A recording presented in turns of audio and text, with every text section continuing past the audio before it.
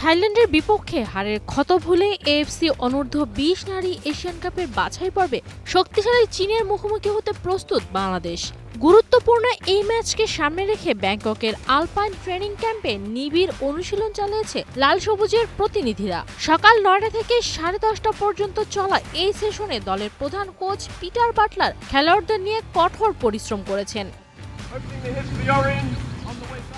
তীব্র গরম ও আর্দ্রতা সত্ত্বেও 75 মিনিটের নিবিড় সেশন পরিচালনা করেন প্রধান কোচ। এতে গুরুত্ব দেওয়া হয়েছে ওয়ার্ম আপ, পাসিং ড্রিল এবং ম্যাচের পরিস্থিতির উপর ভিত্তি করে নিজেদের মধ্যে একটি প্রতিদ্বন্দ্বিতামূলক অনুশীলনী ম্যাচের উপর। চায়নার বিপক্ষে ভুলের পরিমাণ কমিয়ে গোল যেন কম কনসিড করা যায়, অনুশীলনে সেটার উপরে বেশি গুরুত্ব দেওয়া হয়েছে বলে জানিয়েছেন দলটির গোলরক্ষক কোচ মাসুদ আহমেদ। গত ম্যাচে যেই ভুলভ্রান্তিগুলো ছিল, ট্যাকটিক্যালি যেই প্রবলেমগুলো আমরা ফেস করেছি, মেয়েরা যে ভুলগুলো করেছে, কোচ আসলে স্পেশালি আজকে ওই ভুলগুলো কিভাবে শুধরানো যায়, ভুলের পরিমাণ কিভাবে কমিয়ে আনা যায়, ওগুলো নিয়ে কাজ করেছে। মেয়েরা এটা নিয়ে আসলে চিন্তা করছে না।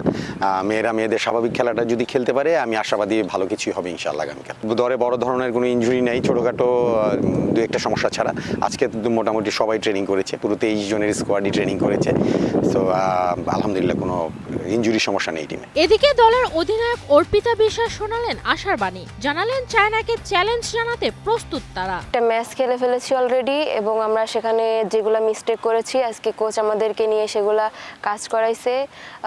বেশিরভাগ কোচ আমাদের পজিশন, শেপ যেগুলো ভুল ছিল সেগুলো নিয়ে কাজ করাইছে। ফিনিশিং প্রবলেম ছিল আমাদের, সেগুলো নিয়ে কাজ করাইছে। চায়না টিম মোটামুটি ভালো, তো আমরা তাদের সাথে ফাইট করব এবং আমরা রেডি তাদের সাথে ফাইট করার জন্য।